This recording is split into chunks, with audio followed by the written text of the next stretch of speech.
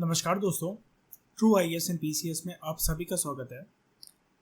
ये छोटी सी डिस्कशन हम लोग कर रहे हैं किसके रिगार्डिंग, कल जो संडे को प्रीलिम्स 2022 का एग्ज़ाम है उसके रिगार्डिंग कुछ इम्पॉर्टेंट चीज़ें दोस्तों आपसे डिस्कस करनी थी। मुझे वीडियो में काफ़ी शॉर्ट रखूँगा आपके टाइम की रिस्पेक्ट करते हुए। देखिए, सबसे पहले है क्या, मैं टू द पॉइंट बात अगर करूँ, 100 क्वेश्चंस जो आपको आएंगे, अगर आपको शुरू में पेपर मिलता है तो अगर जो भी आपको पेपर जो शुरू में मिलता है उसमें जो कहने का मतलब है कि वो चाहे सीरीज ए बी सी और डी किसी भी सीरीज का पेपर है, शुरू में आप सबसे पहले ना दोस्तों उन 100 क्वेश्चंस को एक बारी ओवरव्यू लो, चाहे ना लो उससे फर्क नहीं पड़ता है। आप सबसे पहले उस पेपर के पेजेस पलटाकर ये देख लेना कि आपकी स्ट्रेंथ उसमें कहाँ पर छुपी हुई है। स्ट्रेंथ इन द सेंस कि हो सकता है पेपर आपको आए और वहाँ पर history, economics, geography, environment they रखा हो जो कि आपको बहुत अच्छे से आता ना हो, करंट अफेयर के कुछ एस्पेक्ट दे रखे हो जिसके बारे में आपको कोई अंदाजा ही ना हो।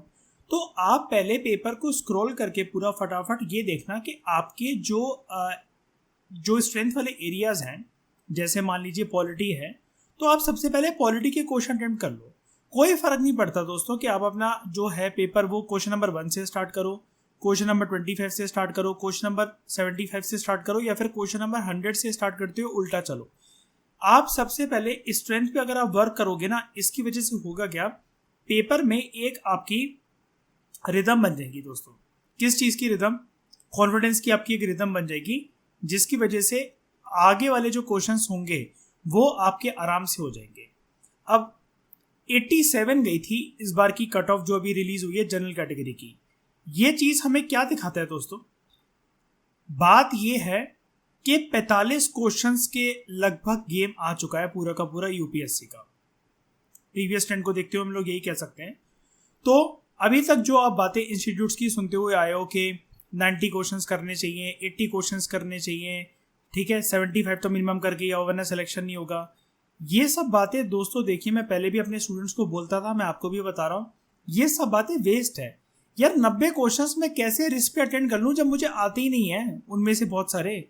30 के 30 अगर मेरे सारे गलत हो गए तो क्या होगा?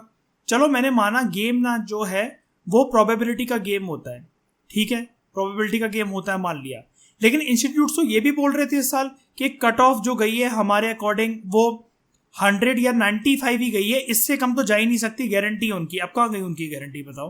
कट ऑफ तो हमें रिवील करा यूपीएससी ने, वो तो 87 गई है जनरल कैटेगरी के लिए। तो इस चीज़ का आप ध्यान रखना कि आपको सारे क्वेश्चन अटेंड नहीं करने हैं। अपने सबसे पहले जो स्ट्रॉन्ग एरियाज हैं, जो स्ट्रॉन्ग सब्जेक्ट्स हैं, आप सबसे पहले उनके क्वेश्चन अटेंड करिए। एक चीज़ और बोलना चाहूँगा मैं इंपॉर्टेंट दोस्तों, देखिए कड़वी बात है, लेकिन करंट अफेयर्स जितने भी है ना, अगर आपने पूरे साल जितने पढ़े या फिर अगर आप 1-2 साल से तैयारी कर रहे हो, यूपीएससी हमेशा गेम को एलिमिनेट करने के लिए ना करंट अफेयर्स के हमेशा डाइसी क्वेश्चन आपके थ्रो करेगा। ये वाली बात आप कल भी देख लेना। आपको अगर नहीं अंदाजा तो उनको बिल्कुल भी अटेम्प्ट मत करना। अटेम्प्ट करने से पहले अगर हम लोग ये बात कर लें कि which are the questions which you should not attempt at all, आपको कौन से क्वेश्चंस ऐसे हैं जो बिल्कुल ही मतलब छूने भी नहीं चाहिए वरना आप बेकार कर लोगे अपना कल का पेपर। तो देखिए, एक फैक्चुअल कैटेगरी के क्वेश्चंस होते हैं। फैक्चुअल कैटेगरी के क्वेश्चंस दोनों कैटेगरी से आते हैं, आपको स्टैटिक सब्जेक्ट से भी आ सकते हैं और करंट अफेयर से भी आ सकते हैं। स्टैटिक सब्जेक्ट यानी कि जैसे हिस्ट्री के काफी सारे जो सवाल हैं 2018 से काफी ज्यादा फैक्चुअल होते हैं, उनमें सिर्फ कोई स्टेटमेंट नहीं होती है, सिर्फ 4 ऑप्शन होते हैं, ए, बी, सी और डी। अगर इन 4 ऑप्शंस में आपको कोई भी अंदाजा है तो आप मार्क करो, वरना छोड़ दो, ऐसे वाले क्वेश्चन आते हैं। अब करंट अफेयर में भी ये वाली चीज आने लगी है कि करंट अफेयर में भी आपको option A, option B, option C और ऑप्शन डी कोई भी एक चूज करना होता है। अगर आपको पता है तो करो, नहीं पता तो मत करो। ऐसे क्वेश्चंस को अटेम्प्ट करके अपने 2 नंबर गवाना मत, बल्कि मैं तो उसको 2.75 मानता हूं। क्यों? बिकॉज पेनल्टी भी लगती है ना नेगेटिव मार्किंग की। तो ये वाले मार्क्स जो अपने हैं ना पर क्वेश्चन, इतने गवाना मत, ठीक है। अब ये बात आती है कि कितने क्वेश्चन अटेंड करने हैं। देखो, ये अभी तक जो डिबेट चलती थी ना, पास्ट में रेलेवेंट होती थी कि कितने क्वेश्चंस हमें अटेम्प्ट करने चाहिए, कितने क्वेश्चंस नहीं करने चाहिए। मैं आपको कल के पेपर में एक गारंटीड चीज बता सकता हूं, क्या 50% से ज्यादा क्वेश्चंस जो हैं वो श्योर शॉर्ट तरीके से कोई भी कैंडिडेट, कोई भी इंस्टीट्यूट का टीचर, इवन मैं सॉल्व नहीं कर सकते। श्योर शॉर्ट तरीके की मैं बात कर रहा हूं कि हाँ जो मैंने मार्क करा है वही इसका आंसर होने वाला है। इसका मतलब यूपीएससी का पेपर दोस्तों जिस प्रकार से डाइसी होता चला जा रहा है, तो एक प्रकार से हम उसको टफ कैटेगरी के अंदर ही मानेंगे। टफ तब मानेंगे जब बड़े सारे क्वेश्चंस इस प्रकार के फैक्चुअल आ रहे हैं और डाइसी आ रहे हैं। वो क्वेश्चन पेपर लोग कहते हैं कि थोड़ा मॉडरेट है, तैयारी करने वालों को पता होना चाहिए था। मैं कल के पेपर को बहुत अच्छे से मैं आपको पहले ही जानता हूँ, मतलब मैं बता सकता हूँ ये वाली बात को, और ये वाली बात आप अंदर से अपने मन से भी पूछना, वो यही जवाब देगा। जैसे एक वो होता ना कि एक अंदर से आवाज आती है जो आपको, है ना, एक जो वाइब्स आती हैं, तो वो आपको ये बता रही होंगी कि पेपर में ऑब्वियस ही बात है, आप कितना भी पढ़ जाओ, बहुत सारे क्वेश्चन ऐसे होंगे जो आप नहीं कर सकोगे। अब मान लो आपने किसी क्वेश्चन के अंदर गांधी जी को देखा, ठीक है, अब जरूरी नहीं है वो वाला क्वेश्चन आपसे बन ही जाएगा कि उनकी किसी बुक का नाम या किसी उनकी मूवमेंट का नाम या उनके साथ कौन कौन से लीडर थे। अगर नहीं अंदाजा तो उनको छोड़ देना। दोस्तों यूपीएससी आपको कितनी लेवरेज दे रहा है, आप इस बात का अंदाजा इस बात से लगाओ ना कि आपको कट ऑफ के हिसाब से जो 87 मार्क्स की कट ऑफ गई है, आपको 43 to 45 क्वेश्चन ही सही करने हैं सिर्फ।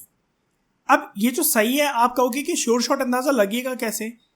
ये चीज आप अपना कल के पेपर में, मैं यही तो बोल रहा हूँ कि स्ट्रॉन्ग एरियाज पहचानो आप अपने, कि आप कुछ पॉलिटी के क्वेश्चंस आपने सॉल्व करें, वो ठीक है कि नहीं है, इकोनॉमिक्स के क्वेश्चन आपके ठीक है कि नहीं है, कुछ जैसे ज्योग्राफिकल फिनोमिना लाइक क्लाइमेटोलॉजी के ऊपर क्वेश्चन अगर आ गया तो वो ठीक है कि नहीं है।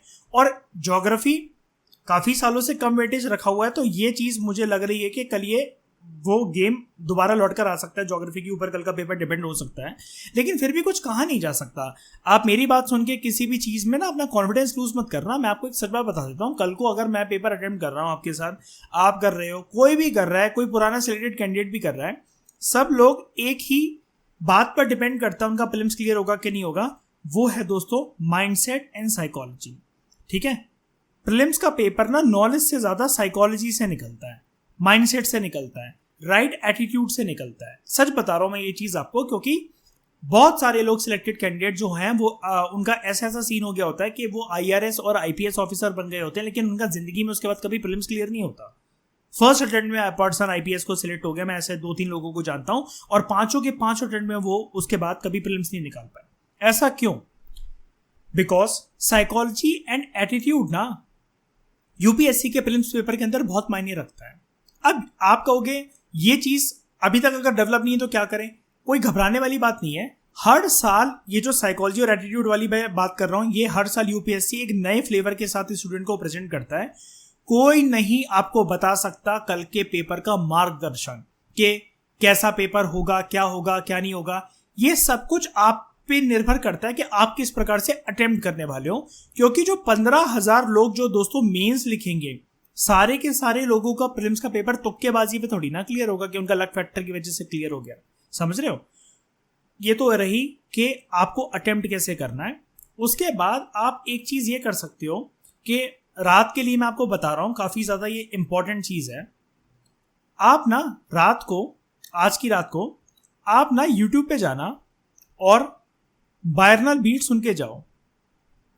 बायरनल बीट सुन के जाओ। इससे क्या होता है कि आपके सबकॉन्शियस माइंड में जैसे बहुत सारी चीजें हमने पढ़ी होती हैं, हमें रिकॉल नहीं हो रही होती हैं, बायरनल बीट्स आपके उस सबकॉन्शियस माइंड को एक्टिवेट कर देगी और वो कल के सुबह तक, कल की शाम तक आपका एक्टिवेटेड रहेगा। इसके अलावा कुछ भी मत पढ़ो, कुछ भी रिवाइज करने से कुछ नहीं होने वाला। सब कुछ आपके सामने आंसर वही है उन 4 ऑप्शंस में, आपको सिर्फ आइडेंटिफाई करना है। तो आप रात या सुबह तक ना 2 से 3 बार आप अपनी मेडिटेशन जरूर कर लो। अगर आपने नहीं करी है, कुछ भी नहीं करी है, आप डीप ब्रीदिंग एक्सरसाइजेस वगैरह कर लो। ये बायरनल बीट्स और मेडिटेशन आप कर लो, आपका माइंड इतना काल्म, इतना पीसफुल रहेगा कि आप स्माइल के साथ साथ स्माइल करते हुए आप ऑप्शंस को एलिमिनेट करोगे और ऑप्शंस को ठीक करोगे। मैं सही बता रहा हूं। लास्ट के दिन ना कोई भी योद्धा कितना ताकतवर है ये डिपेंड करता है कि उसने 365 दिन क्या करा। लेकिन अगर कल युद्ध है ना, रणभूमि में अगर कल उतरना है, उसको जाने से पहले ये चीज बहुत डिपेंड करती है कि रात को वो प्रॉपर नींद उसने ली है कि नहीं है, नहीं ली है, उसकी तलवार पहनी है कि नहीं है, सारी चीजें ठीक है कि नहीं है। ये सारी चीजों का आप ध्यान रखो। और 9 PM के बाद छोटी छोटी चीज़ें मैं आपको बता रहा हूँ, 9 PM के बाद किसी भी तरीके का कैफीन इनटेक मत करना आज की रात को, कि चाय पी ली या कॉफ़ी पी ली या किसी के साथ बातों में लग गए, ये बिल्कुल मत करना। और मैंने यूट्यूब पे से बाइनल बीट्स के लिए आपको बोला है, कोई भी आप बाइनल बीट्स देख सकते हो और मेडिटेशन किसी भी तरीके की कर सकते हो, गाने वगैरह मत सुनना। एक्साइटिंग स्टेट रखो आज के दिन को, आज की रात को और कल के जो सुबह होगी उसको, क्योंकि ऐसा कुछ भी नहीं है कि कल कुछ नया दिन या कल कुछ डिसाइडिंग दिन होने वाला है। बिकॉज मैं वही बता रहा हूँ कि अगर आपकी साइकोलॉजी सेट है ना, तो वो कल की तरह आप नॉर्मल दिन बिताओ ना उसे, कि जैसे आप नॉर्मल टेस्ट करते हो, मॉक टेस्ट करते हो या कुछ भी करते हो, तो वो चीज़ आप कर सकते हो, ठीक है। उसके अलावा गर्मी दोस्तों काफ़ी ज़्यादा है, तो जो ब्रेक आपको मिलेगा उसमें आप कुछ खाना मत खाकर आप सुबह जा सकते हो। बहुत ही लाइट, अगर भूख लग रही है बहुत ज़्यादा तो लाइट खाना। मैं तो आपको ये प्रेफर करूँगा कि आप ज़्यादा से ज़्यादा जो CSAT का ब्रेक मिलेगा ना, उसमें आप लिक्विड डाइट पे रहो, मतलब यानी कि कोई भी चीज़ जूस वगैरह ये पी लेना बहुत सारा, रेदर देन कुछ खाना, क्योंकि खाने की वजह से आलस आएगा और शाम का पेपर एक तरीके से आपके ऊपर बर्डन रहेगा वरना। और किसी से भी पेपर डिस्कस करने की जरूरत नहीं है, किसी के बाप को नहीं पता कि राइट आंसर क्या होता है, तो किसी से डिस्कस करने की जरूरत या इंटरनेट पे गूगल पे ढूंढने की जरूरत नहीं है। बिकॉज 2020 और 21 का पेपर दोस्तों ऐसा था कि गूगल पे कुछ और आंसर थे किसी किसी क्वेश्चन के, और यूपीएससी ने किसी किसी आंसर को कुछ और इंटरप्रेट करा है। मैंने इसको बहुत बारीकी से ऑब्जर्व करा है, और ऐसे छोटे मोटे नहीं, कम से कम मैं आपको बता रहा हूँ 11 से 13 क्वेश्चंस कुल मिलाकर इन 2 साल में ऐसे थे। तो इस चीज़ की तो परवाह करनी मत कि आप इंटरनेट से देख रहे हो या किसी से पूछ रहे हो तुम्हारा पेपर कैसा हुआ। अरे तुम्हें क्या लेना देना कि किसी का पेपर कैसा हो, तुम अपना देखो ना। तुम्हें IAS बनना है, तुम दूसरों से पूछकर कर क्या लोगे? क्या ईगो सेटिस्फाई कर लोगे अपनी? छोड़ो उन सब बातों को, आप सिर्फ अपने ऊपर ध्यान देना। अगर आपके साथ कोई कल जा रहा है तो अच्छी बात है, कॉन्फिडेंस लूज मत करना। कल प्रॉपर एक तरीके से एक एडमिनिस्ट्रेटर की तरह बिहेव करो कि कोई एडमिनिस्ट्रेटर से मीडिया वाला पर्सन कुछ भी सवाल जवाब कर रहा है, पेपर कैसा हुआ क्या नहीं हुआ, मतलब मैं मीडिया वाले पर्सन को इन द सेंस आपके जो भी साथ गया होगा पेपर देने, कैसा हुआ कैसा नहीं हुआ, शक्ल आपकी उतरी नहीं होनी चाहिए। जैसा भी रिजल्ट हो, जो भी सर्कमस्टांसेस हो, आप इजीली आराम से क्लियर कर लोगे। ये वाली बात आप भगवान के ऊपर छोड़ दो, और कल सुबह निकलने से पहले आप अपने गॉड को याद जरूर करके जाना। मतलब मैं तो ये प्रेफर करता हूँ कि जब भी मैं किसी एग्जाम के लिए जाता हूँ, मैं तो सुबह जोत जरूर जलाकर जाता हूँ, पूजा जरूर करके जाता हूँ। ये छोटी छोटी कुछ बातें हैं दोस्तों, ब्लेसिंग्स तो काम आती हैं, ऑब्वियसली बात है, ये तो कोई नहीं कह सकता कि ब्लेसिंग काम नहीं आती हैं, ठीक है। और बैकग्राउंड में मैंने यूनिवर्स की फोटो पता है क्यों यूज़ करी है, गैलेक्सी और स्टार्स की, इसलिए फोटो यूज़ करी है मैंने। बिकॉज आप ये जो बाइनल बीट्स मेडिटेशन करोगे, पूजा पाठ वगैरह करके जाओगे, देखो यूनिवर्स आपको जानता है बहुत अच्छी तरीके से, आपसे ज़्यादा अच्छी तरीके से आपका यूनिवर्स आपको जानता है। और यूनिवर्स हम लोग खुद ही क्रिएट करते हैं, और यूनिवर्स हम लोग कैसे क्रिएट करते हैं? माइंडसेट के अंदर। लॉ ऑफ अट्रैक्शन सब कुछ होता है किसी भी पर्सन की लाइफ में। फॉरगेट अबाउट IAS IPS या UPSC, इन सबको भूल जाओ। आप सच्ची श्रद्धा से अगर तैयारी कर रहे हो, आपको मिल जाएगा आपका फल कल। और हार्डवर्क से ज़्यादा दोस्तों प्रीलिम्स के अंदर ना, अगर आप ये सोचो कि मैंने कम पढ़ाई करी है, मेरे कुछ चीज़ें छूट गए, अरे भाई क्या पता, आप मेडिटेशन करो, पॉजिटिव एफर्मेशंस दो, पूजा पाठ वगैरह करके जाओ, क्या पता जितना आपने पढ़ा हो सिर्फ वही वो चीज़ें हैं, आप आराम से एलिमिनेट कर सको, आपका प्रीलिम्स आराम से क्लियर हो जाए, है ना। और CSAT में एक चीज़ याद रखना कि अनसीन पैसेज आप अटेम्प्ट कर सकते हो अगर आपको मैथ्स वगैरह या जो रीजनिंग के सवाल है अगर आप उसमें वीक हो। कुल मिलाकर इसमें हमें 66% मार्क्स 66 मार्क्स चाहिए होते हैं, 33% मार्क्स में आपका ये क्लियर हो जाता है। तो आपको ज़्यादा टेंशन लेने की जरूरत नहीं है, इसमें भी सिर्फ स्ट्रॉन्ग एरियाज पे अपने खेलना। आई थिंक 2.5 मार्क्स का एक क्वेश्चन होता है, इसके अंदर 80 क्वेश्चन आते हैं, यस 80 क्वेश्चन आते हैं। तो ये चीज़ आप कर लेना कि आप ये देख लेना कि आपके मतलब काइंड ऑफ 70+ क्वेश्चन मतलब वो बन जाए।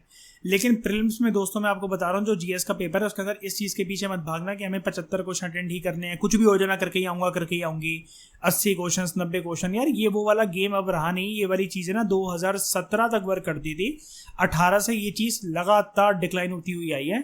और कल का पेपर भी काइंड ऑफ इसी लेवल पे रहने वाला है, क्योंकि रिसोर्सेज जितने ज़्यादा एक्सेसिबल हो गए हैं रिसेंट ईयर्स में, उनको देखते हुए UPSC का पेपर ऐसे ही बनेगा जैसे प्रीवियस ईयर्स में आ चुका है। तो ऐसा नहीं होता कुछ भी कि यार लक फैक्टर का गेम है, सारे के सारे क्वेश्चंस वो हैं। बिल्कुल यार, सारे के सारे क्वेश्चंस जो हैं पूरे के पूरे लक फैक्टर पे नहीं, लेकिन बहुत सारे लक फैक्टर पे, तो उनको मत छेड़ना, उनको मत छूना। फैक्चुअल क्वेश्चंस नहीं आते तो छोड़ दो, उसमें कोई तिगड़म लग सकती है, कोई एक्सट्रीम वर्ड्स को एलिमिनेट करके या कुछ करके ऐसा कर सकते हो। लेकिन यूट्यूब की जो स्ट्रैटेजी, अगर आपको पता है ना कि एक्सट्रीम वर्ड्स देखो उसको एलिमिनेट कर दो, वो देखो, साइंस एंड टेक्नोलॉजी में ये चीज़ अंदाज़ा लगा लेना, मतलब मैं पहले उसकी बात कर लेता हूँ कि यूट्यूब पे अगर आपने देखा हो कि एक्सट्रीम वर्ड्स एलिमिनेट हो जाते हैं यार ये चीज़ें काम नहीं आती। आप एक बार बस क्रॉस चेक कर लेना उसको, क्या एलिमिनेट हो सकता है क्या नहीं हो सकता, क्योंकि एनालिसिस तो देखो मैं भी कल दूंगा यार, पेपर होने के बाद एनालिसिस तो कोई भी कर ले, तो आप भी कर लोगे अगर आप किसी को बता रहे हो इस साल का पेपर कैसा आया। उन सब चीज़ों को साइड हटाओ। इसके अलावा एक इंपॉर्टेंट बात मैं आपसे लास्ट चीज़ ये बोलने लगा था कि अगर मान लो कि अगर आपको जैसे क्वेश्चन आता है उसके रिगार्डिंग फैक्चुअल वाले क्वेश्चंस तो मैंने आपके रिजॉल्व कर दिए, मैंने डील कर दिए, आपको बता दी कि अगर आपको नहीं आता तो उनको मत छेड़ना। इसके अलावा इन्वायरमेंट के क्वेश्चन काफ़ी ज़्यादा डाइसी होते जा रहे हैं। अगर नहीं आता तो ईगो में मत आ जाना यार मुझे तो कोई भी इन्वायरमेंट का क्वेश्चन नहीं आ रहा। अगर आपको नहीं आता तो वो किसी को नहीं आएगा। जैसे स्पेक्ट्रम की बुक पिछले 3 साल से नहीं काम आ रही है क्वेश्चन सॉल्व करवाने के लिए, वो बहुत ज़्यादा दिमाग का तिकड़म लगाकर वो करना मतलब सॉल्व करना पड़ता है। कोई ये पर्सन इस ईगो में आ जाए कि मैंने तो मॉडर्न इंडस्ट्री पूरी कर रखी है कोचिंग के नोट से, स्पेक्ट्रम से, और मैं तो करके ही रहूँगा इस क्वेश्चन को, तो आप बुरी तरह घसीटे जाओगे। यूपीएससी पूरा का पूरा आपका साइकोलॉजी माइंडसेट चेक करता है एंड एडमिनिस्ट्रेटर शुड एक्सेप्ट, एक एक्सेप्टिंग क्वालिटी आपकी चेक करने लगा है वो आजकल के। You should accept the fact कि कुछ चीज़ें आपको नहीं आती, आपके बस की नहीं, आप नहीं बना पा रहे, उसको ईगो में मत लो कि मैं करके ही रहूँगी कुछ भी हो जाए। साइंस एंड टेक की अगर मैं आपको बात करूं दोस्तों, तो साइंस एंड टेक में एक चीज़ याद रखना कि बहुत बार जैसे ऑप्शंस होते हैं तो उसमें all of the above answer होता है। एक बारी इसको क्रॉस चेक कर लेना कि ये साइंटिफिक टेक्नोलॉजी क्या अप्लाई हो सकती है कहीं पर भी। जैसे वो अगर कुछ ऐसी टेक्नोलॉजी की बात करे जो कि नहीं अवेलेबल होती है वर्ल्ड के अंदर, लेकिन अगर वो ये बोले कि may be it might be the possibility, तो सोच लेना कि फ्यूचर की वो बात कर रहा है। मतलब स्टेटमेंट में थोड़ी सी टोन पकड़ने की कोशिश करना कि ये फ्यूचरिस्टिक टोन है, तो क्या ये चीज फ्यूचर में आ सकती है, तब उसका answer all of the above हो जाता है। ठीक है, और ज़्यादा चीज़ें हम लोग नहीं मतलब डिस्कस करते हैं, डिस्कशन को यहीं वाइंड अप कर देते हैं। कुछ इंपॉर्टेंट चीज़ें थी जो मुझे आपको बतानी थी। आप अपने गॉड की ब्लेसिंग लेकर जाना, बायरनल बीट सुन रहा रात में हल्का हल्का सॉफ्ट टोन में यूट्यूब से लगाकर 2 से 3 बार मेडिटेशन ज़रूर करना। 9 बजे के बाद कैफीन मत पीना, किसी भी तरह की चाय कॉफ़ी या फिर रेड बुल वगैरह इन सब से काम नहीं होने वाला है। हाँ, सुबह एक काम कर सकते हो, जैसे अगर मूड को ठीक रखना है और अगर आप जानते हो कि थोड़ा सा अगर आपको लगता है कि आप में एंग्जाइटी की दिक्कत है और हाथ कपकपाने लगेंगे, तो आप एक काम कर सकते हो, ये 2 चीज़ें आप कंज्यूम कर सकते हो सुबह। या तो आप बनाना खा के चले जाओ, अभी हमारी डिस्कशन जिस टाइम पे हो रही है आपको अभी ईजिली मार्केट में या अपने घर के पास कहीं पर भी मिल जाएगा, आप केले खा जाओ। इसके अलावा आप कोई भी 1 या 2 चॉकलेट्स अपने पास रख लो, एक रात को खा लेना और 1-2 सुबह खा लेना, मतलब जीएस का पेपर स्टार्ट होने से पहले और एक सीसेट का पेपर स्टार्ट होने से पहले। क्या होता है, बनाना और चॉकलेट खाने से हमारे बॉडी के अंदर ना हैप्पी हार्मोन्स रिलीज होते हैं, जिसकी वजह से आपका मूड ठीक रहेगा और आपकी बॉडी शिवर नहीं करेगी, आपके हाथ शेक नहीं करेंगे, आपका कॉन्फिडेंस बना रहेगा, आपको एंग्जाइटी की दिक्कत नहीं होगी। और डोंट वरी, जैसा कल आप फील कर रहे हो, अभी जो आप फील कर रहे हो, दिल धड़क रहा है, जो भी है यार ये सबके साथ होता है, मेरे साथ भी है, ये आपके साथ भी है। ठीक है, नॉर्मल रहो। मैं कल क्या बता रहा हूँ, लास्ट पॉइंट मैं बस ये रिपीट करना चाहता हूँ इस पूरी डिस्कशन में, एडमिनिस्ट्रेटर की तरह जाओ, behave like you are a leader, crowd के पार्ट नहीं हो तुम। ठीक है, और वही वाली बात है कि कभी भी कुछ भी अगर बिगड़ता है तो नर्वस होने वाली बात नहीं है। ठीक है, क्योंकि मेरी कुछ फेवरेट लाइन है कि ये असफलता एक चुनौती है, उसे स्वीकार करो, क्या कमी रह गई देखो और सुधार करो, जब तक न सफल हो नींद चैन की त्यागो तुम, संघर्ष का मैदान छोड़ मत भागो तुम, कुछ किए बिना ही जय जयकार नहीं होती, कोशिश करने वालों की कभी हार नहीं होती। कोशिश करके आओ, कल के पेपर में सब कुछ अच्छा होगा। गॉड की ब्लेसिंग्स आपके साथ है, मेरी भी ब्लेसिंग्स आपके साथ हैं, और आपके घर वालों की तो ब्लेसिंग्स ऑब्वियसली बात है आपके साथ है ही, और आपके लव्ड वंस की भी। ठीक है दोस्तों, all the very best for your prelims. आप पक्का क्रैक करोगे इस बारी और अपने आपको एडमिनिस्ट्रेटर की तरह बिहेव करके जाओ। फॉरगेट द क्राउड, वहाँ वो कोई कितनी अंग्रेजी झाड़ रहा है, कोई कितना बोल रहा है मेरा पेपर अच्छा हो गया, उसको आपको किसी से कुछ नहीं लेना देना। आपका सोल फोकस आप होने चाहिए कल के दिन पे। सो thank you very much for this discussion and all the very best again for tomorrow's prelims paper. You will crack it. Thank you दोस्तों।